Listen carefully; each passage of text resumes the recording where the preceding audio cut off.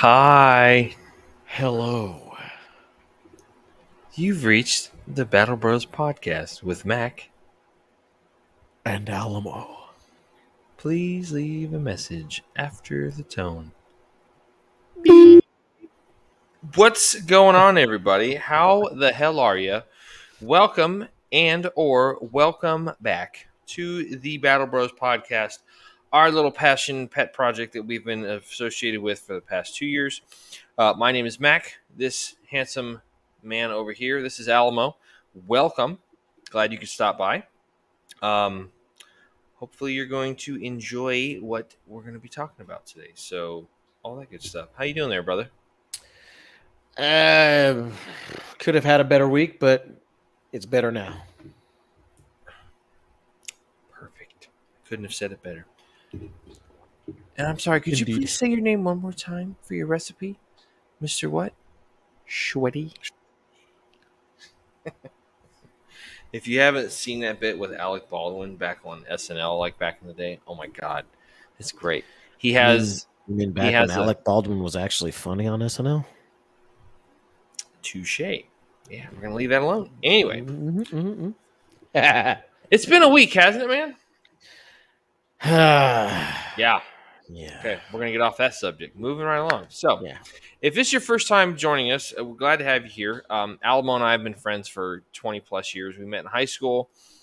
I was a senior. He was a freshman in high school. We were in high school when 9/11 happened. Indeed. Kind of changed the trajectory and the path of our lives from that point on. It's hard to believe that's been 22 years ago. Yeah, dude. Yeah, man. That just makes me feel old. Yeah, that's it's funny you say that, dude. That's kind of been a conversation I've been having with myself this last week. It's just like mortality and understanding that like it only, and I'm not saying it to sound morbid or just negative, like, but it only goes downhill from here. Yeah. So, but yeah, it's crazy though because it feels like yesterday, dude. yeah. Oh, no doubt. So. Don't know how you ended up finding our podcast, but hey, that doesn't matter because we appreciate you. We love you. We're glad to have you here. If it's your first time, check out our social media accounts. We have a YouTube page, Instagram, Facebook, Twitter, all that good stuff. Just search Battle Bros Podcast. We will come up on the internet. Like, subscribe, share if you feel the gumption to do so.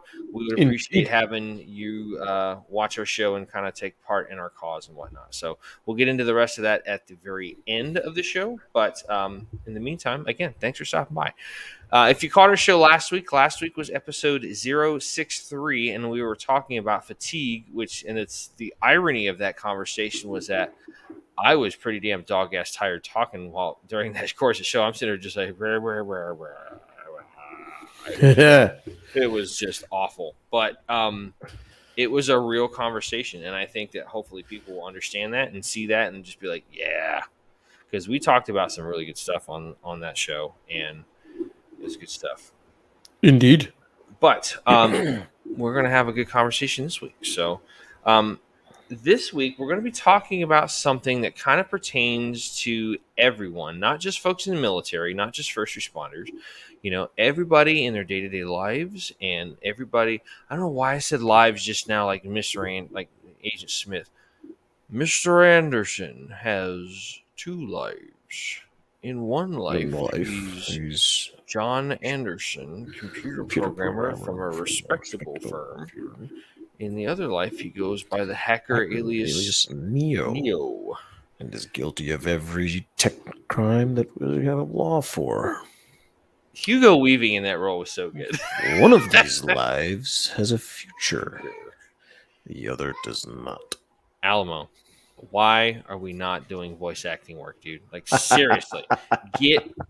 I love you, dude, but I'm going to tell you bluntly, as Lewis Black could say, get off your ass and do this, my man.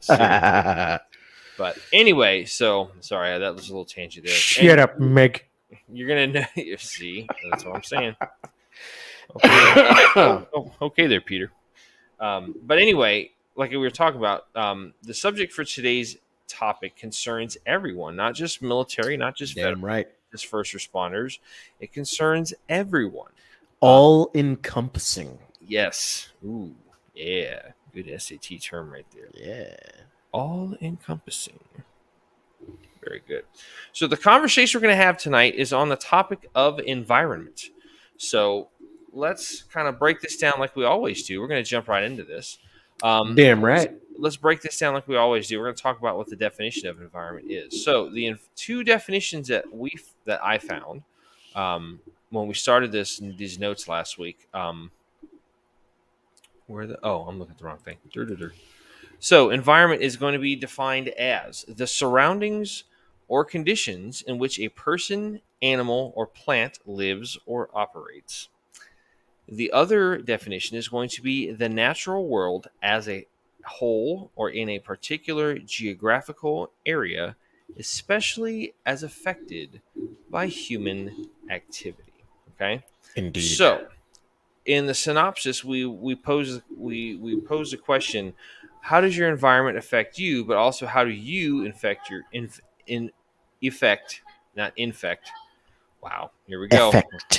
Effect. How do you effect your environment? Not affect. Effect. Correct. There's a difference here. Do your homework. Look it up. It's all good. Indeed. So we kind of talk about it. We started talking about this and we were looking at it from the quite a couple of different perspectives here. So I want to give a special shout out to our friend Brian, who has helped us out on more than one glorious occasion. He helped us out quite a bit with some talking points on this subject topic for tonight. So environment, let's think about that. So what are some similarities between the military environment versus like high school? Okay. So I kind of looked at it like this from if you gotta break contact for a minute, Alamo, just make sure to mute the mic and kill 20 the camera. seconds. Standing by. I'm going to keep going while he's handling something real quick, folks. But anyway, environment, what does that look like for somebody in the service versus somebody that is, in high school? So there's kind of, we were thinking about, the environment of what does that do to the social, identity, the group that you belong to. So, myself, I was a career infantry guy. When I say career, I mean for my career. Alamo ended up switching from being on active duty infantry to going into the reserves as a military policeman. And then Brian, who we just mentioned, he started off as a National Guardsman who was infantry as well. But then he switched over to the reserves and went into the aviation field. And he said, it was so different. You have units like the infantry unit you go to, guys all, especially here in the Florida Guard, guys all had pickup trucks and we were kind of outdoors. I don't want to use the term redneck because I don't want to typecast anybody, but you would see that probably. There's some rednecks. Yeah, you see that more often than not. But at the same time, you had guys that were just very enthusiastic about being infantrymen. That was part of our identity from our environment, being around this kind of stuff. So Brian said when he switched over to the aviation, he goes, dude, it was completely different just for the sake of, it's very officer driven. Crew chiefs, I think, top out at E5 or E6, I believe he said something like that. But it was just primarily officer driven. So you also had the environment of, instead of guys just driving a little bit of everything, you used to go to the parking lot at the armory or at the airport, and you see Mercedes and BMWs, expensive cars, and this and that. I'm not gonna lie, dude. I'm not gonna lie. I kind of had that kind of culture shock too when I freaking went from active duty, line infantry unit to straight up fucking, reserve, military police unit. It was.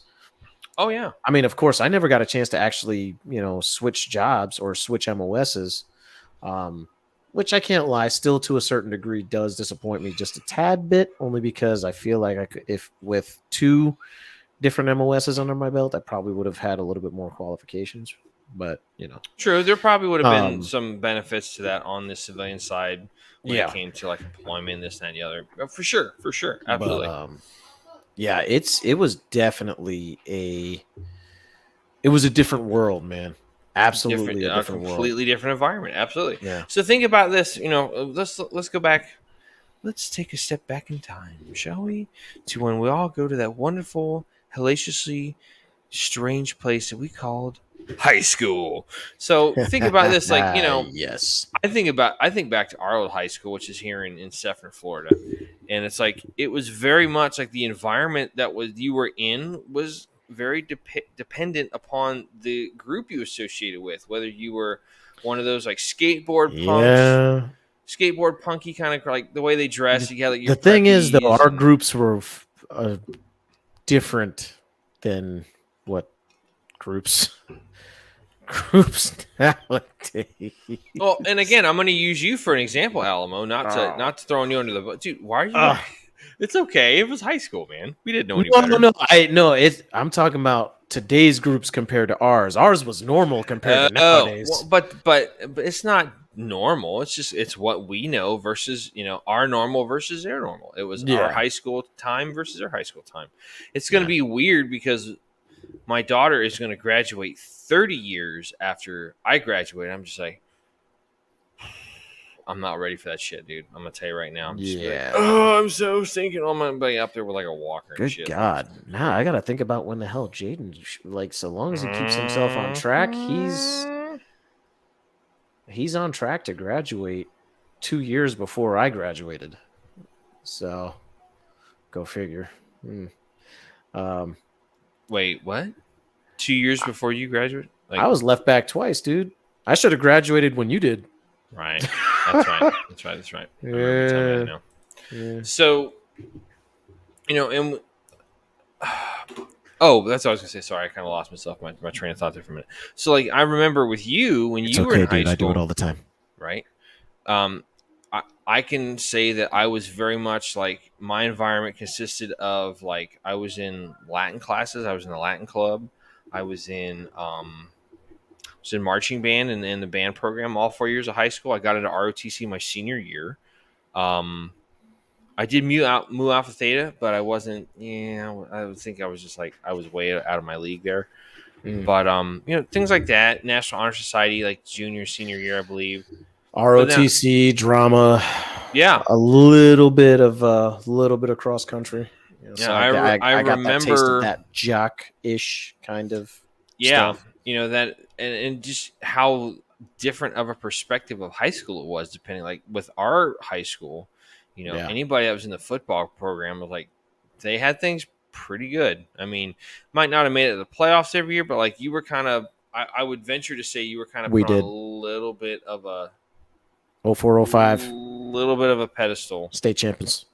Well, right. I mean, that's when all that stuff started and all that kind of jazz. Yeah. But so anyway, so getting back to environment, one of the things you can have is like how it can affect you, how it can affect, just everything around you. So like so think about this. You could take a relatively healthy person, right? Mm-hmm. No health considerations whatsoever, living an active life, living, happy, hunky-dory, all that kind of stuff. And let's say you put them into an environment around narcissistic toxicity. You have people around you that are just, not the nicest people to be around, this and that and the other. You can actually watch and see that person kind of start to degrade from a health perspective because they're just around all this kind of junk. Okay. On the flip side of things, I have personally seen it where you have someone who's in a bad situation and, like, for instance, a child who might be in foster care. They're taken out of a very abusive home where there's a lot of negativity. There's a lot of just god-awful stuff going on. I can't go into too much more detail and stuff because it would just – I'm going to be reaching for the bottle here in just a minute. But you can take a kid out of that kind of environment, putting into a home setting where it's happy There's a lot of positivity. There's a lot of positive reinforcement. There's a lot of nurturing and whatnot.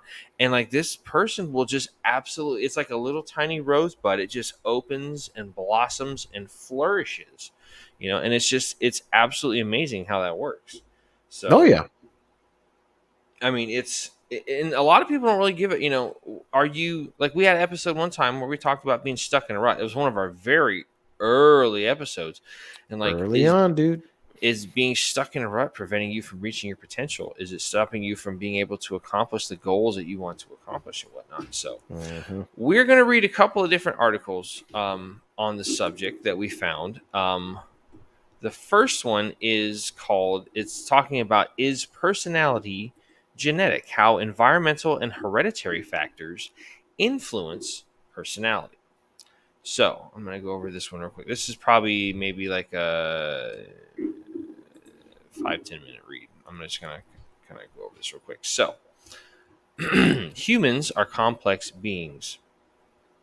Duh. With their personalities and behavioral patterns. Boy, is that calling the kettle black. Preach. With their personalities and behavioral patterns being perhaps their most intricate aspects.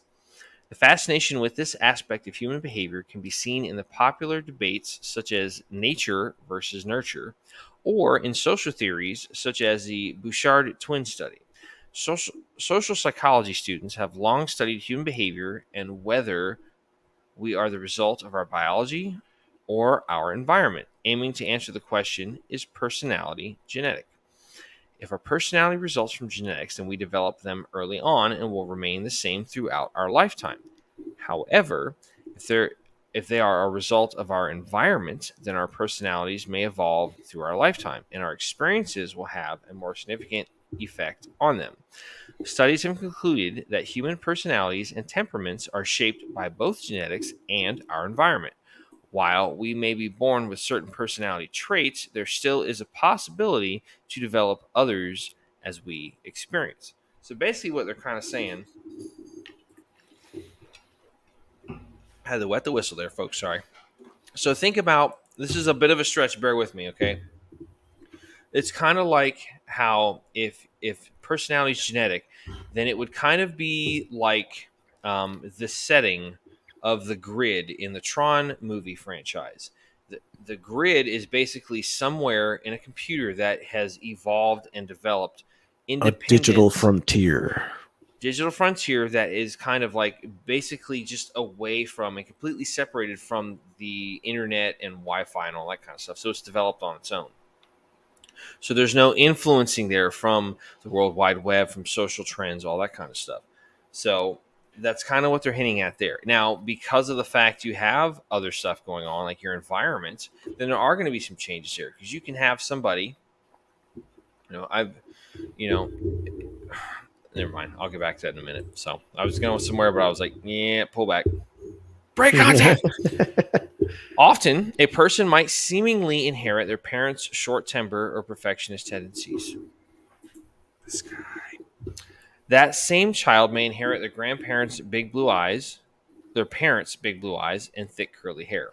While it may be clear that the physical characteristics are genetic correlations, it is difficult to know whether the behavioral traits result from genetics or learned thanks to years of exposure through childhood. Personality traits like openness to experience or intimacy seem to be shaped by a child's upbringing. In contrast, more stable characteristics like distractibility and agreeableness seem to be rooted within a child's DNA. You may wish to take a personality traits test to determine your personality type and behavioral characteristics. Specific characteristics are associated with different genomes, making them reliant on genetics, and other features may be developed later on due to external factors. While it is understandable to assume that personality is a result of genetics, it is important to consider that personalities are hereditary and a result of other factors. So I'm going to skim down a little bit. So it has a good discussion here about genetics, but I'm going to skim down where it says environmental. If genetic variants compose only 20 to 60% of our personality, where does the other portion come from? Environmental factors such as upbringing, culture, geographic location, and life experiences greatly influence our personality. For example, a child raised in a harmonious environment may have a more positive or calm outlook and disposition. In contrast, a child raised in a turbulent household may be more inclined to develop aggression or other adverse traits. Proving this theory further is the famous Minnesota study of twins. From 1979 to 1999, researchers studied both identical and fraternal twins separated at birth to determine the effect of genes and environment on their personalities as they aged. The study found that identical twins shared about 50% of the same traits, whereas fraternal twins shared about 20%. The study also found 70% of the variance in IQ was linked to genetic variations, while the remaining 30% was due to environmental effects. In studying different pairs of twins and their genetic differences and aspects of personality, scientists also found that while these genetic effects greatly influence personality, other factors, such as leading a healthy lifestyle and engaging in intellectual activities, played a great role in the overall well being and development. Here are some of the environmental influences that can affect personality characteristics and development. Culture. Culture is defined as the shared values. Wokeness. What just happened? Wokeness. I apologize for the interruption, folks. Let's get back to the reading, shall we? Culture is defined as the shared values, customary beliefs, traditions, and social norms of a group. It is perhaps one of the most powerful drivers in individual differences and personality dimensions. For example, someone raised in an individualistic culture may value independence or personal success. In contrast, someone raised in a more collectivist culture may value social harmony and the group's need over their own. Geographic location. Similar to culture, geographic location directly impacts human behavior. Depending on your location, you are exposed to different experiences, hardships, cultures, and more. For example, in a fascinating study, 1.5 million people across the United States were evaluated based on personality characteristics. The study found three distinct regional personality differences across the country. Cluster 1. The upper Midwest and Deep South are mainly comprised of people with a friendly and conventional personality. So we're talking upper Midwest. So we're talking like Chicago, Midwest area, Minnesota. Deep South is obviously Florida. Deep South. I'm not going to say anything crazy about that, but you know, yeah, we'll leave that alone. So cluster 2, Yar. the West is mainly comprised of people who are relaxed, creative, calm, and emotionally stable. So let's look at that. What's out West? Hollywood, where you have all of these creative minds that are involved in movies, TV production, the visual arts, so on and so I forth. think So this author has a little bit of bias.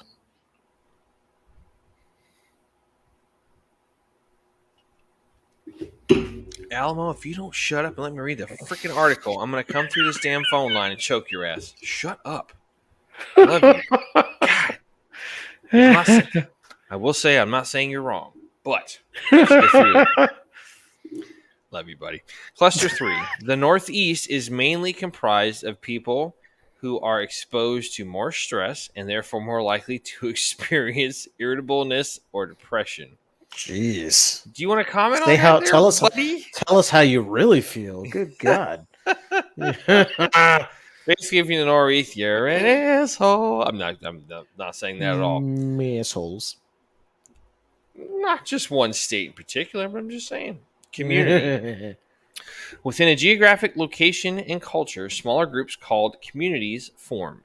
These communities are generally people who live in the same place, share certain traits, goals, or interests.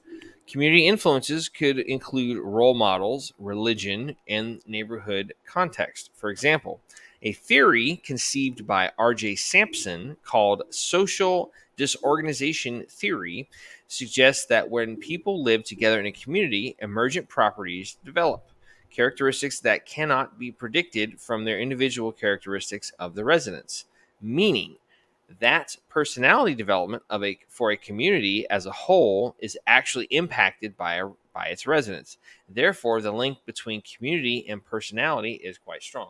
If you want a good example of that, there is a Thomas Jane movie called The Mist, and it is a sci-fi movie. God, yes. You know what I'm talking about? I've seen it. That's a great movie. The ending is so jacked up. I'm not saying nothing. I'm not saying that. I'm just saying. But it's interesting. So basically, the synopsis of that is that there is an army base in this community, and they kind of are experimenting with certain things where they open up like a portal to a different dimension, and all of this like weird stuff starts happening. You have this mist that comes and envelops a town. There are creatures that we've never seen before that start happening, this and the other. And it's very interesting to watch the whole environment. The environment changes, community changes, and all this kind of crazy stuff. Marcia Gay Harden is in it. The guy that played Dr. What is his name? Dr. Zivo. He was the guy. George. Shit, what's his name? I forget what his name is, but it's the guy that was in the first. It was a Captain America movie. Short. Oh, the guy that plays Baron von Zemo. Von Zemo, yes. I forget what that guy's name is, but he's in that too. I forget his name too. Yeah, he's a good actor. Something I'll have to look at. Can you look that up real quick? Like look up the first of the Captain America, the first Avenger, and find out who plays Von Zemo. But he's in that movie too, and it's a great example of how the community. Are you sure it wasn't the second one, the Civil or not Civil War? Well, maybe it was Civil War. It was Captain America because they were dealing with Tesseract. Maybe it was a different character. Just look it up for me, okay? Just look it up. So that's a great example of like all that kind of stuff. So while he's doing that, I'm going to read the next portion.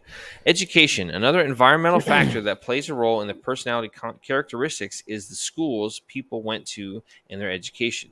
Studies found that various school experiences were associated with personality changes. For example, a student who prioritizes studying and doing homework may experience an increase in conscientiousness. In contrast, a student exposed to a stressful and volatile school environment may increase neuroticism. So, yeah, there's a lot of stuff there. So I'm going to read this last portion, and then we're going to kind of get on to the next article. But this genetic personality traits inherited from parents. While there are endless... Did you find the name? What was the name of the Von Zemo?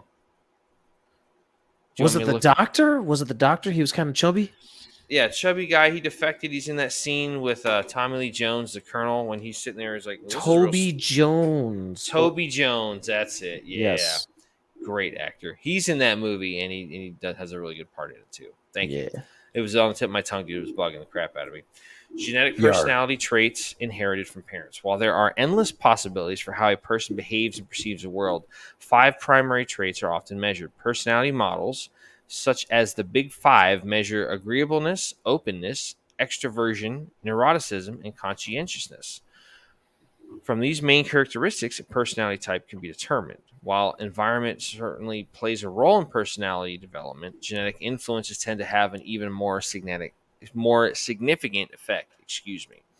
Through family studies and genetic studies, many genes and resulting behavioral traits have been found to be directly linked to heritability.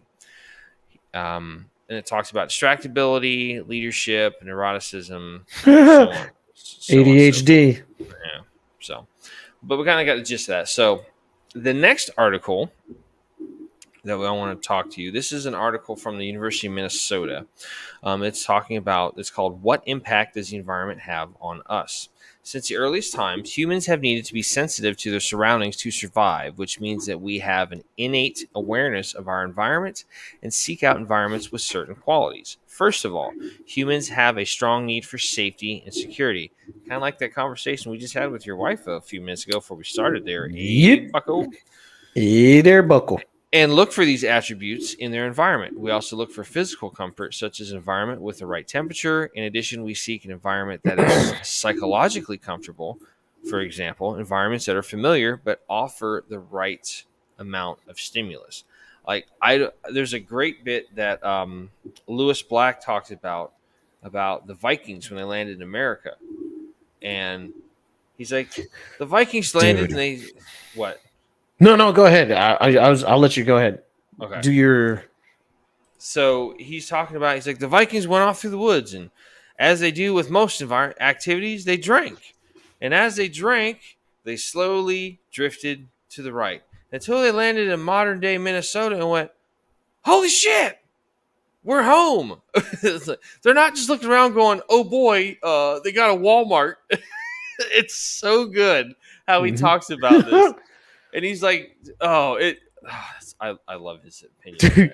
It's such a good dude. story. You know, you mentioned the Vikings coming to America. Like, there's actually not like it's not like completely thought out, like they are not like completely researched, but there is some slight evidence that like, say for example, like the Vikings may have actually, interbred with, some of the native tribes that were here in the country, Oh yeah, like way before, like, say, the Mayflower got here and stuff like that, which, can't lie, it's kind of dope to think yeah. that, That's a cool idea, man. there's some Viking That's blood that's somewhere. where that's where there would be a good conversation for Dr. Gino to come in and talk about that stuff with his neuroanthropology. That'd Yeah, be dope. it'd be dupe. So retailers in the hospitality industry know this very well and try to provide an atmosphere that creates a positive customer experience and offers three important attributes: comfort, safety, and entertainment. Okay. So, Yeah. one of the big things they stressed here is how the environment can impact you. These are a few examples of how the environment can have an impact upon yourself. The environment can facilitate or discourage interactions among people and the subsequent benefits of social support. For example, an inviting space with comfortable chairs and privacy can encourage a family to stay and visit with a patient. Think about a nice restaurant, okay? If you have the kind of environment that's inviting, you go in there. It's kind of like when we talk about Mission Barbecue. The environment in Mission Dude. Barbecue is dope because you go in there, and Yes. especially from a guy like myself and Alamo, that are both veterans, and we kind of, our personality traits and moral compass and stuff align with those in the first responder type environment. First responder type. Which, by the way, job. bro, I think the offer's still open for us to be able to do a show there. She never said, no. Right, I get that. We'll definitely reach out, but let's Yeah. stay focused here, man. Sorry. Just saying. But just kind of going in there, they have a bunch of this regalia up there, patches and uniforms and all this other stuff. There's a really cool place here in Tampa called Precinct Pizza that used to be over in Channelside. They've relocated a short distance away to one of the new housing areas that's right there in like northeast Tampa. But the gentleman that runs it, he's retired 30 years from the city of New York EMS. So you go in there and they've got all these like little badges and patches and all like this like regalia from his time. And it's a cool environment. It's like going in there and it's just like, yeah. It's like when you get these guys that are sailors or, seafaring types and they go into these places and you got, I'm not saying Red Lobster or anything like that, but like you go into these places that have like all the nautical themed stuff. It's like it's kind of cool. It's something you align. It's going to be mainly beachside restaurants and things like that. Yeah, which is I would imagine is a pretty common thing in here in Florida. Duh. It's you always have Mass. You never know. You just want to say mass again. The environment can influence people's behavior and motivation to act. For example, a dingy corridor filled with an extra hospital equipment will invite staff to leave another item in the hall. Whereas a clean corridor and adequate storage will encourage staff to take the time to put that item away. If you're already adding clutter to the other clutter, it's going to get more cluttered. Yeah, there's no doubts there, dude. Like, and I can actually caveat that with a perfect example. Like, what you got? I work in a warehouse. Yeah, and when I was working in the back, actually, quite frequently, there would be on the specific side of the warehouse that I kind of mostly worked in. that I tended to basically go around. There was a habit, a very, very bad habit of piling up both bad and, good pallets. Like, for example, pallets that were broken, things of that nature. And then, of course, you had the brand new spanking new ones that we would recycle, use for transfers, deliveries, things of that nature, whatever. Sure. Well, for whatever damn reason, that side of the warehouse ended up being the place to dump pallets, whether good or bad, and just leave them there. Yep. And I would end up looking, I'd walk away, taking care of whatever it is I'm taking care of in the warehouse, and then come back to that side of the warehouse, and I'm just like, what the hell is this? So I'd end up repiling, restacking, removing the bad crap, taking it out of that area, taking the good stuff, putting it in an area where we can see and use. And then, of course, the next day it'd be the same damn thing. And I'm just like, dude, come on. We just talked about this. So that part right there where it's talking about, like, if you see something cluttered and it's just going to end up being cluttered, that makes absolutely perfect fucking sense. Absolutely 100% sense.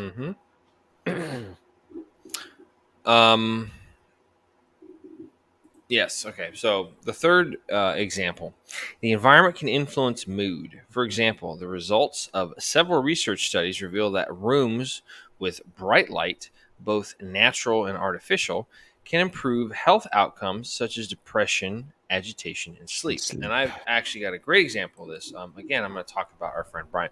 I'm pretty much done with this article, Alamo. If you want to jump off here, we don't really have them to follow along with anything else.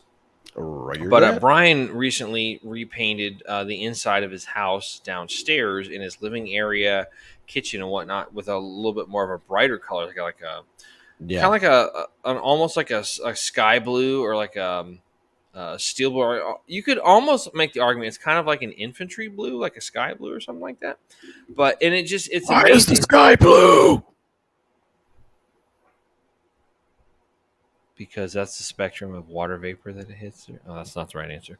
But anyway, so he, and we're going to kind of get into his contribution to the research that we did for this week. His big thing was like he had to just do something to kind of liven up the environment because it was just like gray in there. It was just kind of like, he's like, dude, my brain hurts. Nah, it's just things dank, dude. Like when you want, like, you really want to change the mood in an area, fucking brighten the room up. Change the. Oh yeah. It makes a world of fucking difference. It goes. There's something to be said when, you add, say, for example, some kind of different lighting, something that kind of helps lighten the mood a little bit. It could be something as simple as like a fucking picture that of a cute little cat freaking playing with a ball of yarn, and you're just like, every time you look at it, you know what I'm saying? It just kind of, gives you that little. What's that? I mean? What's that animated film? Monsters vs. Aliens.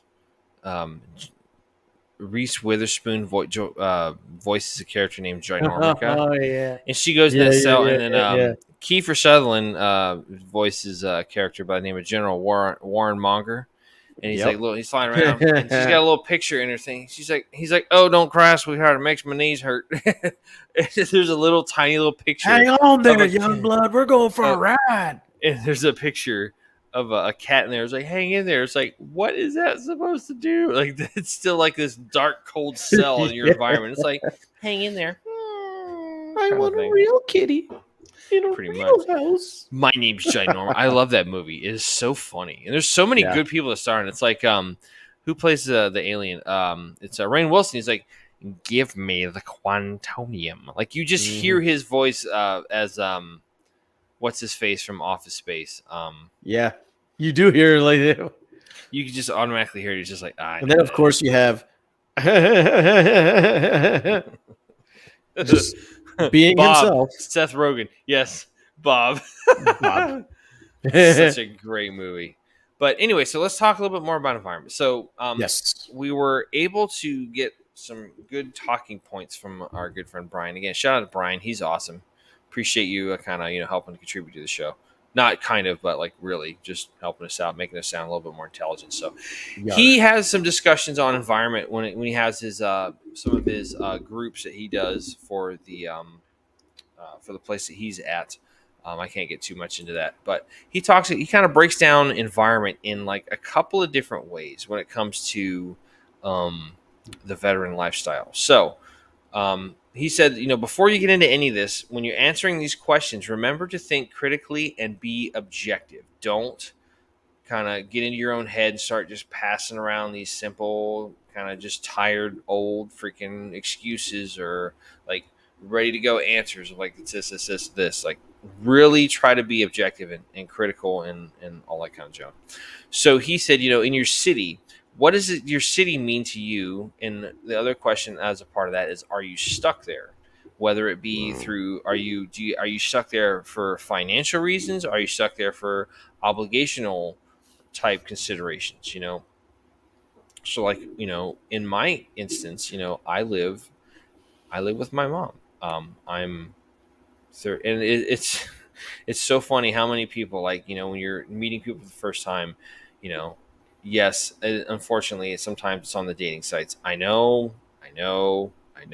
I hear the wheels of judgment turning in your head and in your minds. I get it. For shame. Shut it. Anyway, but like, how many times have I been told, like, oh, like, do you have any roommates? I'm like, yeah, I live with my mom. They're like, and how old are you? I'm like, I'm 38. They're like, good God, get yourself together. It's like, I live with my mom because I want to, and because she wants me here. It's kind of it's a very mutual kind of, type of arrangement. We help each other out. I have a roommate, somebody I know that I trust. Obviously, it's my mother, but it's just also with me helping out with the bills and stuff. And my obligation was to my dad when he passed away. I said, hey, I'm going to help take care of her. And if you can't understand that, and I would just say for the people that don't understand it, it's like, try not to be so judgmental without just trying to understand the person's position or their viewpoint, because hopefully if you can do that, we'll solve a lot of this nonsense that's going on in the world.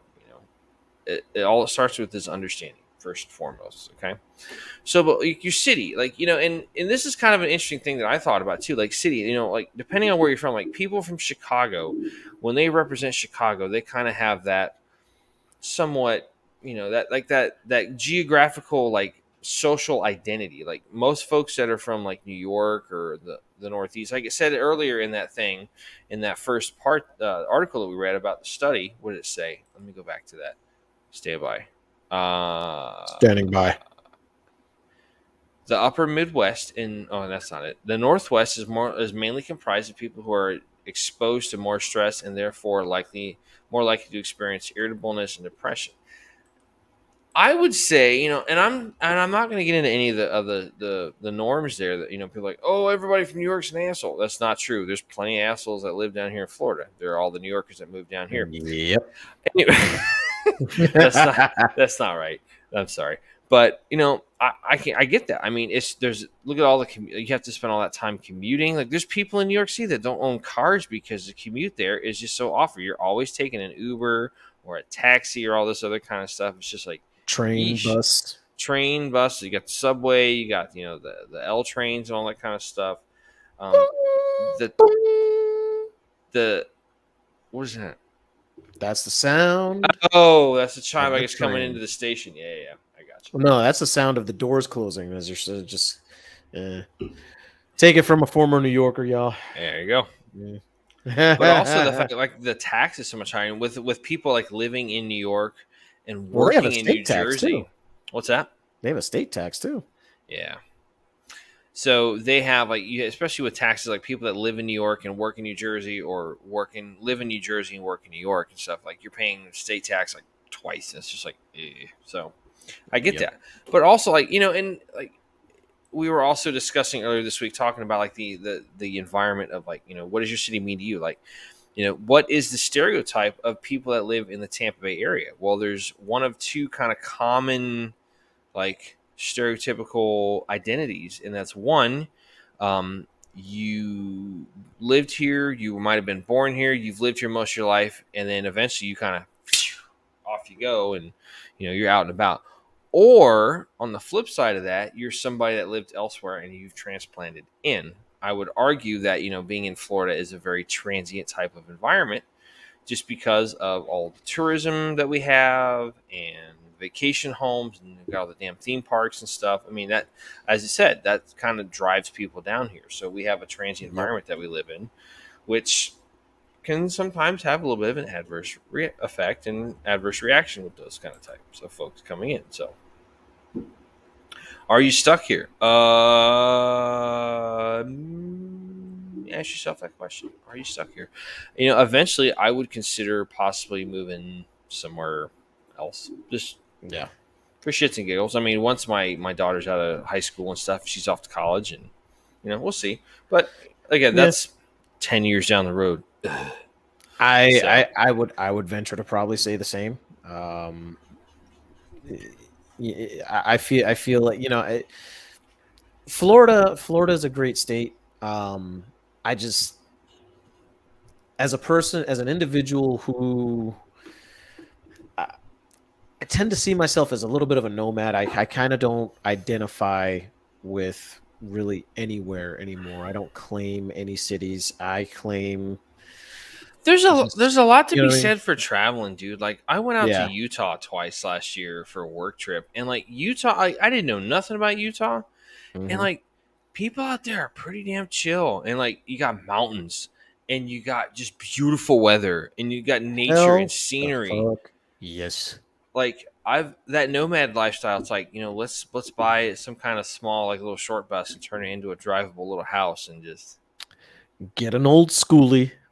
They cost freaking anywhere between like 25 to 3,500, probably 5 now. I don't even know if I want to do a full school bus. I'd probably just do the smaller one, because like I would do the full schoolie. I'm still in that like light infantry like mindset, like pack light, freeze at night. Like, I don't want a bunch of shit. I need my spice.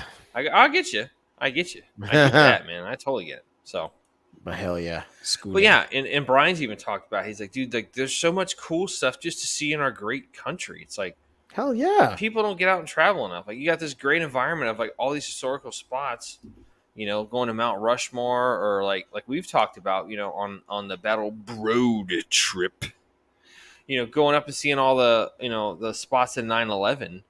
Hell the yeah. 9/11 related monuments and whatnot, because that was so defining to who we were and all that kind of stuff. So, but, just food for thought. So, the second thing we talk about environment that he brought up, your domicile situation. Now, your environment for your home. Is it a home? Is it a home setting? Is it comfortable?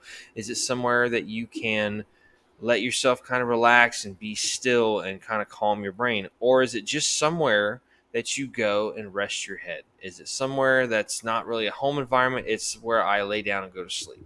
Right? It's where you get zen. And so the way that Brian talked about this is like, he does not do anything work related in his bedroom. He has either an office upstairs that he goes into, which is where he does most of his stuff. That's strictly what that space is for. It's for work and all that kind of junk. Sometimes he'll sit there and do stuff in the living room, or with like, something playing on the TV for like background noise and whatnot. But he does not do anything in the bedroom, because it's like, that's where I sleep. That's not where I do anything work related. No, man. So, but also, there's been plenty of times where he just, when he's home, he's gotten done with work and he's like, dude, I just need to get out of the house for a little bit. Let's go for a drive. And I'm like, yeah, sure, dude, let's go for it. So we do that oftentimes, just getting out and getting into the different environments, especially when he had a Jeep.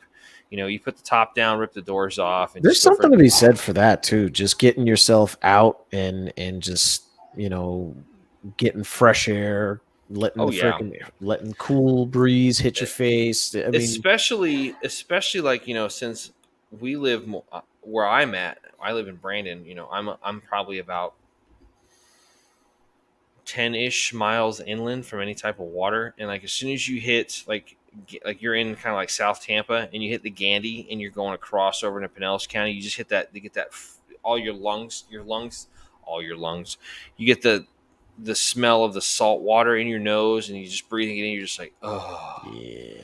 get that vitamin C, SEA, vitamin C. So, Yeah. but yeah, I mean, your home versus is it somewhere you can be comfortable, or is it like somewhere where you can just like laying down, like if you're just kind of like in a transient type of position or Right. setting or whatnot.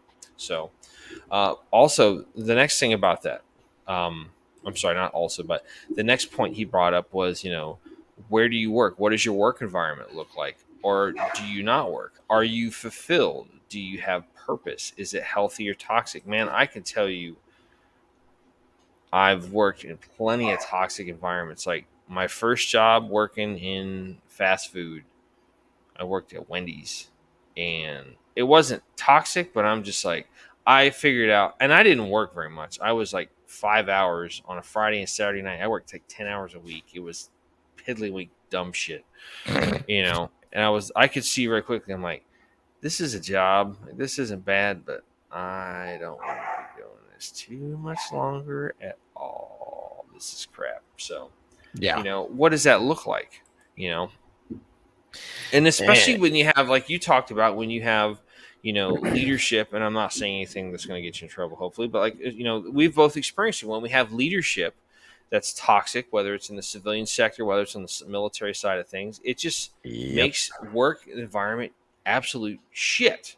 Like my last squad leader that I had is now, who was just such a fantastic leader. Like, he just treated you like a grown up, didn't play fuck games, and it just made for an awesome environment coming to drill. He probably didn't need to, because he understood, right? These are all grown adults. These are all grown men. If I tell them that they need to do something, or if I tell them that it needs to get done, they're going to figure out a way to get it done regardless. He looked at me and he's like, hey, Mac, you're kind of a senior guy. You've been here a while. Here's my keys to my truck. Take my truck, go around all these different points. I need you to go to point A, get this, point B, get that, point C, lock the gate. Take care of all that stuff. Because we're doing like Seminole Stakes up at Camp Blanding or something. So he's like, yeah, just take my truck. Here's the gate code, lock it up, all that good stuff, and report back to me. I'm like, Roger, done. Simple as that. And he's now the battalion sergeant major. He's a command sergeant major for my old battalion. And I'm like, it couldn't have happened to a better freaking dude. Like, that guy is just amazing. Just such a good freaking solid leader. Treats people with respect. And it's like, that's what you want out of that kind of shit, Absolutely crazy. Yeah.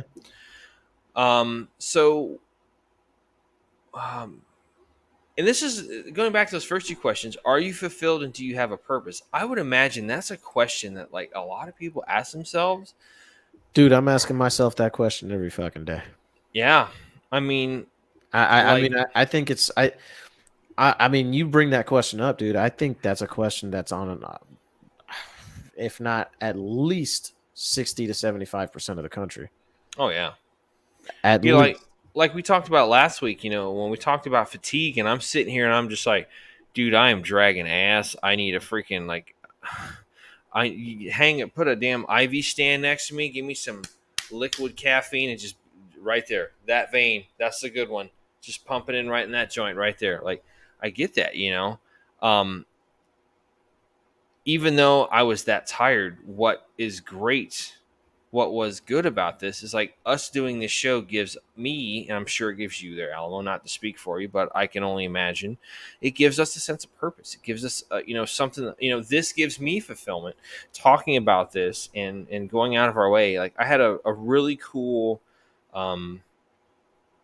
a really frank discussion with my daughter this week. We were at the dinner table, my older brother, my mom, and my daughter and myself. And she was asking about the podcast. She's like, Daddy, how many followers do you have? I'm like, I don't know. Like, that's this guy's department. Like, you ask him over here. Like, he follows all the metrics. I'm just get on here. I'm the talent. Not really. I'm half of a motivational team that is, doing something to change their environment, change the world. but she starts asking me all these like questions like that, you would kind of expect from somebody in her generation or somebody that's Yeah. follows social media stuff. I was like, sweetie, I said it's not about that from us, and we had to talk about We're in the electronic age, though. I mean, yeah, that's right. normal for these kids. Oh, for sure, no doubt, and that's why I told, and that's another reason. Like, so she just had a birthday, and I got her a keyboard, and I'm like, listen, I want you only on that GD tablet for 30 minutes. After that, turn it off. You have a plethora and a metric shit ton of stuff to engage yourself with Absolutely. besides the tablet. We just got her a 5-pack of puzzles. It's like there's two 300-piece puzzles, two 500-piece puzzles, and then one that's like 750. And the 750, they're all Disney puzzles, like they're movie posters. And the one for the 750, it's the movie poster from Encanto. So it's like got all these like bright colors, and it's got the Ayy. house in front of it with Maribel and all the family members and stuff. So I'm Mhm. like, she got frustrated the other day. She did one for the movie Soul, the one that Jamie Foxx was in, the guy that's like the jazz pianist Yeah, and yeah, yeah, whatnot. yeah, yeah. But in the movie poster, What it's did I talk about, Bruno? Sorry, I got that Encanto stuck in my head. wasn't the movie. I know which movie you're talking about. Now I But haven't. You said she got Encanto. frustrated because it's only a 300-piece puzzle, but like a lot of it's kind of just like one solid color, or it's like subtle changing hues of the same color and whatnot. She got so frustrated with it. I'm like, sweetie, I said, this is good practice. You just got to practice all this kind of stuff. But Teaches anyway, you patience. Teaches you yeah, fine motor skills. It all helps that you stuff. improve all that Hell stuff. yeah, absolutely. But we were having a pretty frank discussion, and she was talking about the show and how we got started and whatnot. I said, I said, and like you and I have said in the past, there, Alamo, it's like I appreciate the people that choose to follow us and follow our show and take part in our mission to stop veteran suicide and whatnot. It's not that Yeah, I don't care. It's just not the biggest metric that I'm pertaining myself with. If yeah, we can stop one person from going down a road that you can't return from, that's what and she just kind of had this yeah. look. She's like, wow, that's kind of deep, man. I was like, yeah. I said, that's what we're here for, It's like that's and just it's been the environment that we've created from this, and not to toot our own horn or anything, but just like the journey down in this environment has been amazing. Like just the people Yeah. we've met, and when we went to the horse therapy thing and met all those people there, it was just like it was just a warm environment of like people that they're just like, yeah, yeah, we get it, absolutely. So Absolutely. so, but yeah, I would say that this, even though this isn't really work, this is a passion project that we've taken Yeah. on. Are you fulfilled? Yeah. Do you have purpose? Yeah. Is it healthy? Fuck yeah. Where did we come from environment wise? Well, we came from the fact that we had a friend that lost his life and all that kind of shit. So I think we're trying to. catharsis. I think catharsis kind of comes with doing what we're doing as well. Like it's Yeah, almost therapeutic for. Just speaking from my point of view. Like I know it's very therapeutic for me because I get to talk about things that I know affect me and bother me, and it's helpful to get it out there for others to understand. Like, hey, absolutely. you're You're you not guys the aren't alone. only one going through this shit. Yeah, There are others out there that are in the same position, have been through it before, or going through it with you. Don't go through it alone. So, and then the exactly. last thing he said to look at so environment wise is your social environment. Do you have a lot of friends? Do you isolate? That can also be I'm gonna quote your wonderful wife. Hmm. You know, if you got people around you that aren't exactly like cutting the mustard, man, change your circle, change your life, dude. Like she said that to me the first time, and I was just like, wow, why have I not thought about that before? Because like I don't, and I'm not saying so. Like okay, let's look at this. You are the sum of the grand total of people you hang with. Yeah, That means you are the 1 out of 5, typically. yeah. Yeah. So like I look at I'll be on Facebook and I see folks that have like thousands of friends and whatnot. Like, you know, somebody that's got like 1,000, or I think one person had like 4,000 friends. Thousands. And I'm sure they probably know all those people, or they've met them before, this and the other. That is such a foreign concept to me. I'm but like, do they know them? yeah, That's the question. like everybody on my Facebook page, like I've known them. I know them from somewhere. We've met and all that kind of stuff at the very least, or they're people that I associate with. And No. it's like, you know, I don't just go and, you know, put people in my interpersonal environment that I don't know, because like I'm not okay. Take a step There's back. no verification. I speak process. words. I haven't vetted them. That's probably the best way to say Yeah. that. Like I was explaining to your wife, it's like I haven't vetted them. I don't know what their moral, you know, with their personal personality traits and their character traits and stuff are aligned. I don't know where their moral compass is pointing. You know, the people that I know that I've associated with are family members or their friends and whatnot. So yeah, I'm absolutely gonna be like, you know, sure, let's, you know, have you in my life, and you know, we can benefit off each other, all that kind of stuff. The last thing he said to look at in addition to social environment was your recreational environment. You know, what does that look like? What do you do to blow off steam? You know, for, you know, like Brian and myself, man, we get in the car, we get in the Jeep or whatever, and we go for a drive and just kind of like, especially, dude, I have never been so happy for it to be like October or November when Brian had his Jeep, because you could just very easily just take the top half of the doors off, take the soft top down, and you're just like, like it was just like Jeep Zen is a fucking real thing, dude. Like, not only that, but just also like the few times that I've gone with him, we went out into the woods and stuff and drove around in the Jeep. Like, my next car is going to be a truck for that reason. I'm going to have a truck. I want to be able to drive through the woods, put the windows down, enjoy all that kind of stuff. Put the windows down. Damn it.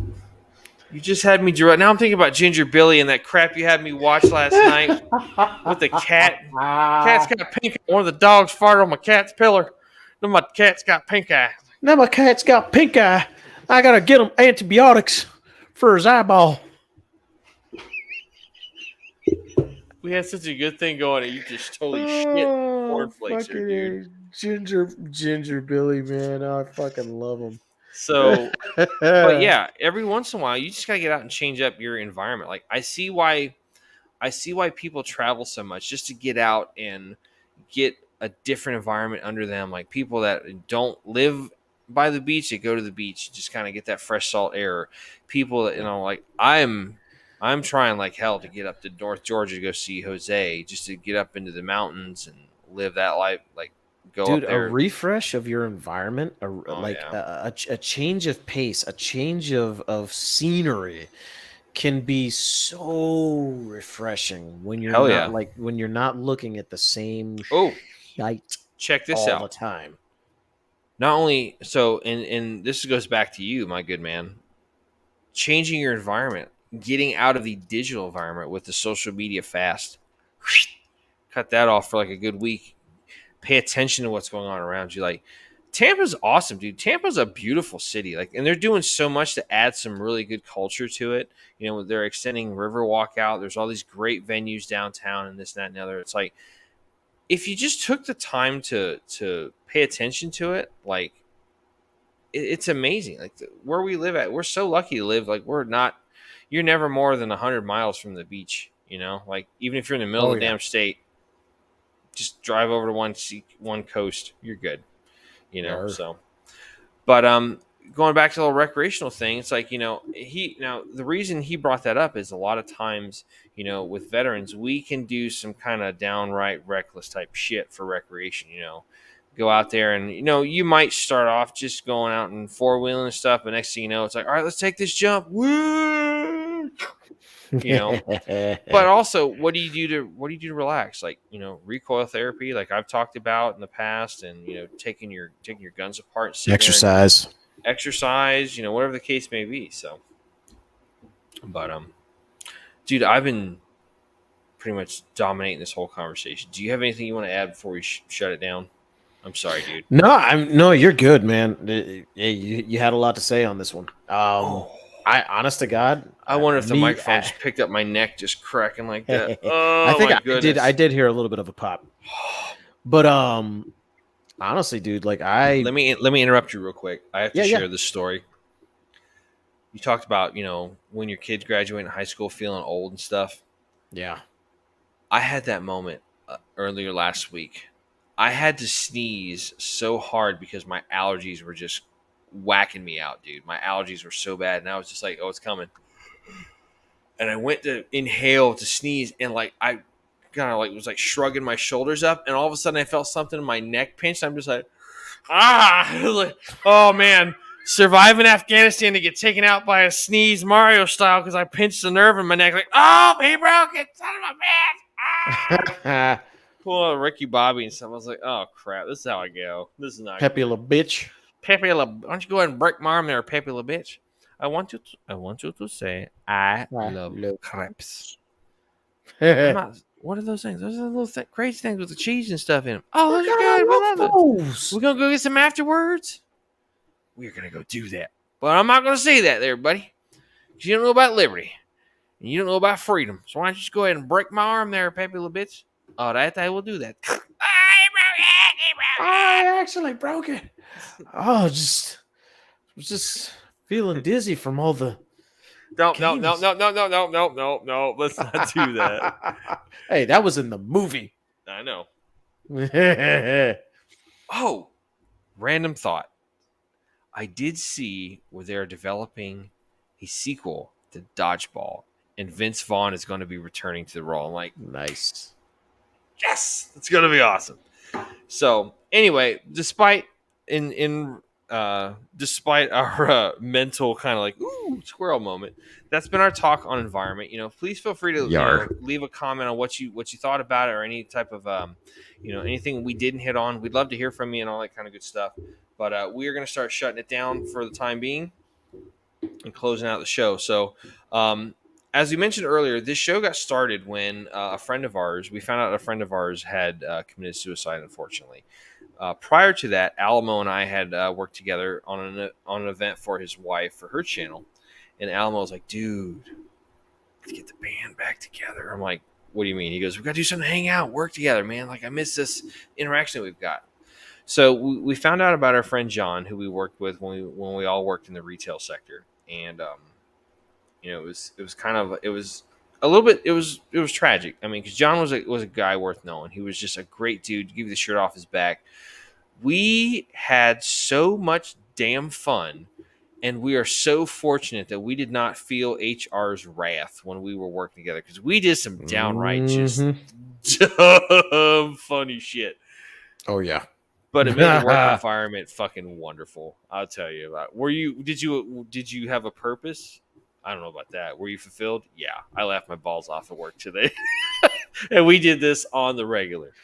But once we found out that, we had found out that John passed away, and before that, Alamo was talking about doing a podcast. And I'm like, I don't know shit about a podcast. He goes, dude, they put a monkey in space. How hard could it be? I'm like, facts. So we found out about John, and for me that was kind of like an aha moment. I was like, dude, I'm in. Like, let's do this. So we started talking and kind of conceptualizing and figuring out what we were going to talk about, and this, that, and the other. So in the process of doing so, we developed the Battle Bros Code. And what the Bros Code is a way for someone to kind of keep themselves accountable, to keep themselves in the fight. Nobody should ever go down that road of wanting to commit suicide. If you do, hey, get help. We want to help you. Get help by yourself. Whatever the case may be, you deserve to be here. So the way that what the Bros Code signifies are 4 different tenets that you can use to kind of keep yourself around, because we want you around as much as possible. So all you have to do is remember the letters BROS. Okay, the first one being B as in Bravo.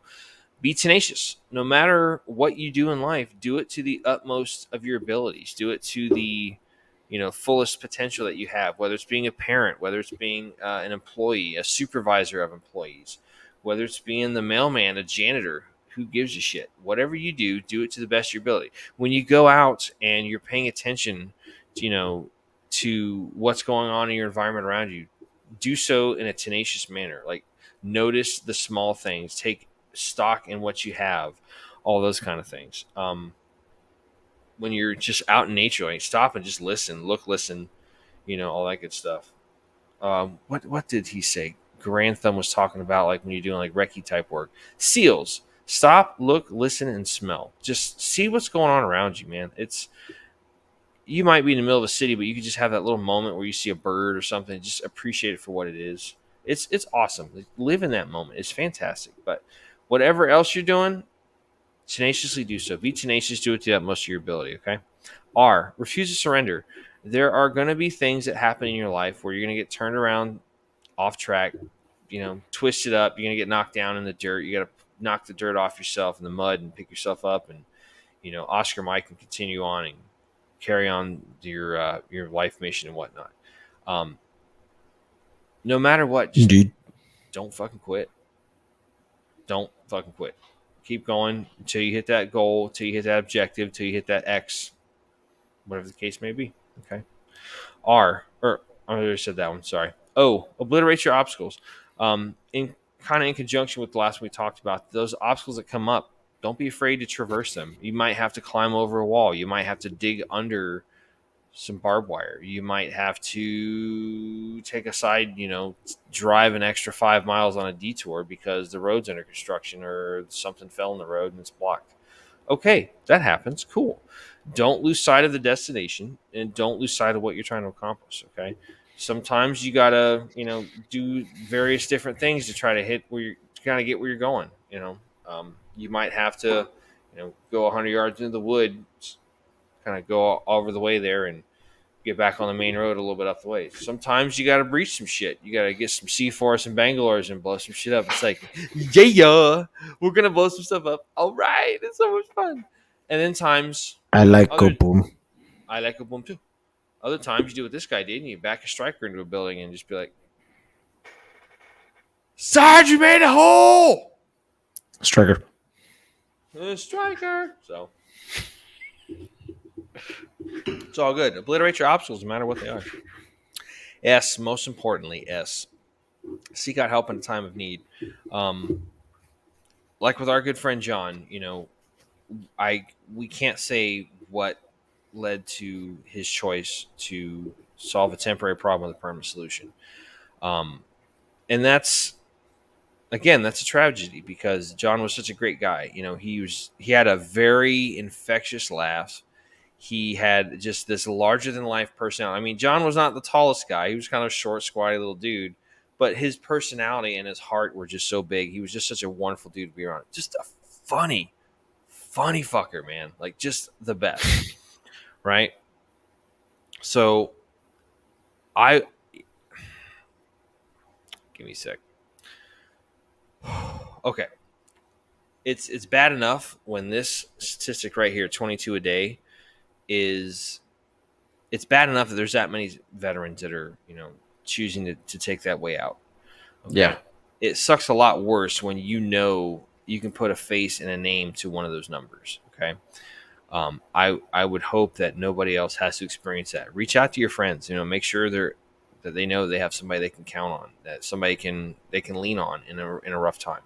In the event you don't have somebody that you can lean on, a family member, a coworker, a fellow service member, there are resources out there that you can utilize. There is the National Suicide Prevention Hotline, and you can reach them 24 hours a day, 7 days a week. You can either call 1-800-273-8255, 1-800-273, and you type the word TALK, TALK.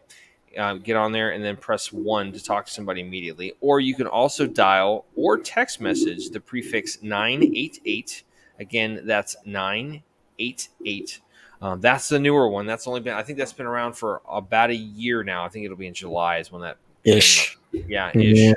Yeah. But you have options there. They have trained personnel you can talk to 24 hours a day, 7 days a week.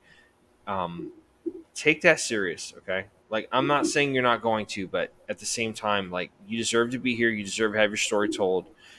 think about your friends, your family members, because they're the ones that have to pick up the pieces. Okay, I understand. There's times when you just feel lost, out to sea without a motor or without a paddle.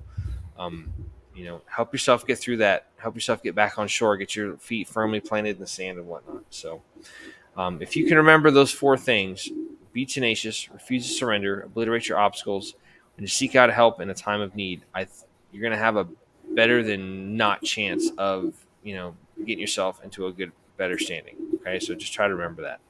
Yar. On that note, I'm going to hand it off to Alamo. He's going to do all the other shout outs and whatnot, and then we're going to go from there. Did you just drum your table? Yes, I did. Sorry. Did you hear that? If you'd like to catch us on the social medias, you can do that over on Facebook at facebook.com/battlebros.podcast. You can also catch us on the Insta at battlebros_podcast. You can also catch us on the Twitter space at battlebrospc. And you can go ahead and instant message us on either one of those platforms, and we will typically get back to you within 24 hours or less. Typically, just leave us some feedback. Give us some comments. Let us know what you guys would like to hear. If anything, leave us some suggestions in the comment boxes. Whatever. By the way, that also goes for here on the YouTube as well as over on the Rumble. Go ahead and like, share, subscribe, hit that notification bell if you're watching us here on YouTube, so that you can make sure you get our get updates whenever we're going live. Also, hit that Rumble button over on Rumble to make sure that you're catching us. Catching every episode after it goes live over on the Rumble. I know for a fact that there's a lot of people wanting to do the transition over to Rumble because YouTube tends to be just a little bit more restrictive, especially lately. And plus, we can actually say what we want to say and not have a problem on Rumble. So there is that as well. I'm surprised we haven't been flagged already for, all the potty mouth language we have. But I'm like, there's worse shit out there to be completely transparent. So let's just calm it down a little bit. Much. If you would like to contact us directly, go ahead and get us over there on battlebrospc@gmail.com, where you can also leave comments and complaints and otherwise. And again, like I said, any kind of show suggestions you have, go ahead and leave us some comments there. Let us know how we're doing. Let us know that you feel like we should, shove thumbs up our noses or something. I don't know. I'm just saying. If you want to catch us over on the audio platforms, you can do that over on Spotify. You can do that like this. Yeah. You can do that on Spotify. Okay. I don't know where that came from. You can do that on Spotify. You can do that on Amazon Music. You could do that on Audible. You could do that on Apple Podcasts, Castbox, Google Podcasts, iHeartRadio. I believe Pocket Casts as well. We're on all the platforms. We're on all the platforms. If you like your audio stuff, like whatever audios you like. Just trying to make sure. What the shit, dude? I'm slightly delirious. So slightly. But yeah, go ahead and catch us over there on the audio platforms. We love, like I said, you can even leave us comments on the Spotify now too. And also try to answer the polls that I've been actually putting in there as well. Whenever I upload episodes on the Spotify, it helps out too. It actually helps the algorithm, give us a little bit more traction as well. Plus, it's helpful to have some comments on our stuff too. It's really nice. Yes, we really look forward to the engagement and interaction with our viewers and both of you. We really love to talk to you and get some feedback and stuff. We are, definitely appreciate appreciative of that and looking forward to it. So. The last thing I want to add is to give a shout out to our good friend Amelia. Amelia has a business that we're going to talk about here for a second. Amelia has a side hustle doing homemade soaps and whatnot. If you go to Sassy Girl, that's GURL, sassygirlapothecary.squarespace.com. She has this little side business she's been doing for a while. I'm actually on the website right now. Like, you can get a lot of cool stuff from her. Like, she's got all kinds of stuff. Like, she's got soaps in different various scents and whatnot. She's actually, so I was just looking at this, Alamo. She's got unscented charcoal soap that we've talked about. She's got a bamboo dry. She has a dry bamboo sugar salt scrub, and then she also has a sugar salt scrub for $5. But a lot of cool stuff. She's got the rum coffee that you like. She's got the denim and leather that I like. I do want to check out this. What is it? Well, it's not that one. It's the cedar wood and vanilla soy candle. That sounds like it smells wonderful. But it is. Oh, there it is. Hey, all right, there we go. Well, yeah, she's been a friend of mine for a long time. We've known each other for almost 30 years. I'm not trying to throw her age or anything. All natural soaps, y'all. All good stuff. This is amazing stuff. Alamo has been using the rum coffee. I like the denim and leather soap. It's just amazing. It makes your skin feel great. Doesn't leave you feeling filmy. Like, it's really good stuff. If you could check it out, send her some love. Like, this is like $5-10, guys. It's not that much, and this stuff is worth it. Like, it's better than anything you're gonna find in the damn store. It's awesome. The unscented charcoal bar is great for exfoliation purposes, all that good stuff. But yeah, check it out. It is good to go. But the website again is Sassy Girl, GURL, Sassy Girl Apothecary .squarespace.com. Please send her some love. Check it out. That's our way of kind of giving her a little bit of a shout out and all that good stuff, because she's an amazing person and deserves to have it and all that good stuff. But anyway, if we don't have anything else, we're going to kind of wrap it up here. Thank you so much for checking this out, our program. This has been episode 064 called Environment with the Battle Bros podcast. We appreciate you stopping by to give it a look and or listen. The one thing I will say is just to remember that sometimes the message that we have doesn't necessarily apply to you, and that's okay. But you are at equal point in the link because you might get it to somebody else that needs to hear it. So just remember to pay it forward. Share. What he said. Share, like, subscribe, all that good stuff. But yeah, we appreciate you guys so much for going along with this and being part of the process. Thank you so much. This is our sense of accomplishment, fulfillment, and purpose for the week that we have. Not the only thing, but it's one of the things that we have that gives a sense of purpose and accomplishment. So we appreciate you for being part of it. Purposement. That's a word. Purpose. Yeah, shut up. Leave me alone. Stop. But anyway, we hope you guys come back and check us out again in the future. You can always go online and check out all of our shows that we've done in the past, our previous episodes on YouTube, on Spotify. We are working to get the audio app platforms caught up because we're still a couple episodes behind. We're working on that. Be patient with us. We promise we'll get there. But thank you again so much. We'll have them up, y'all. Yeah, we'll get them up there sometime soon. So we just have 2 episodes left in our 3rd season. So the next 2 weeks, we're going to have some good conversations, hopefully. But again, appreciate you stopping by and giving us a look or listen. This has been episode 064 entitled Environment of the Battle Bros podcast. Thanks for stopping by. We'll hope you come and check us out down the road. And until we see you next time, just remember, be tenacious, refuse to surrender, obliterate your obstacles, and seek out help in a time of need. If you can do those, you're going to be right as rain. So, let me tell you something.